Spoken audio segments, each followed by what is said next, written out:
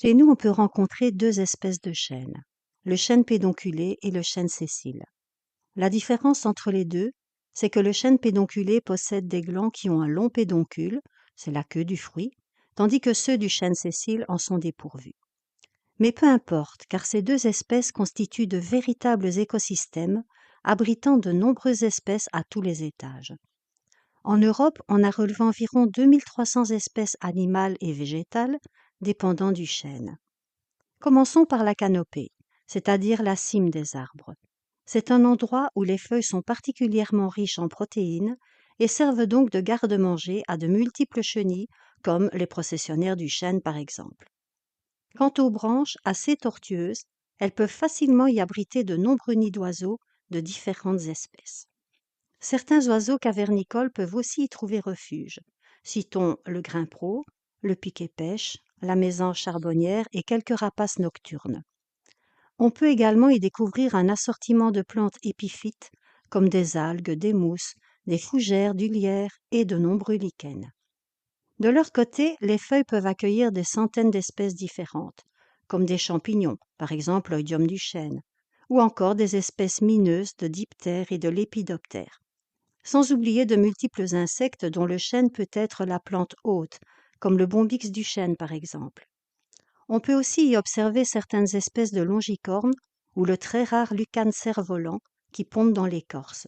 Sans oublier bien sûr les guêpes, les frelons, les abeilles, les acariens, les mollusques et les araignées. Plus original encore, le chêne est l'hôte préféré des Galles. Ce sont des tissus végétaux nourriciers de forme particulière, qui abritent une ou plusieurs larves.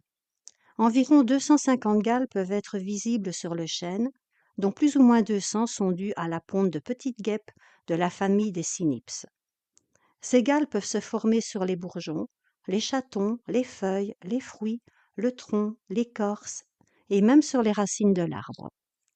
De très nombreux mammifères vivent régulièrement dans les branches, comme par exemple l'écureuil et le laireau. Quant au blaireau, il se cache sous terre au milieu des racines. Les glands, berceaux pour les larves du balanin du chêne, sont aussi appréciés par de nombreux animaux.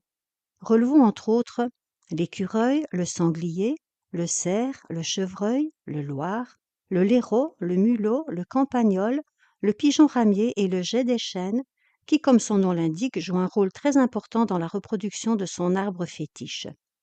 Il récolte de 5 000 à 10 000 glands par an, qu'il enterre un peu partout en vue de constituer sa réserve pour l'hiver. Comme il ne consomme pas toutes ses provisions, ça permet aux glands de germer et donc aux chênes de se reproduire. D'autre part, le geai récolte de nombreuses chenilles pour nourrir ses petits, dont certaines défoliatrices. On peut donc dire qu'il a établi une symbiose avec le chêne.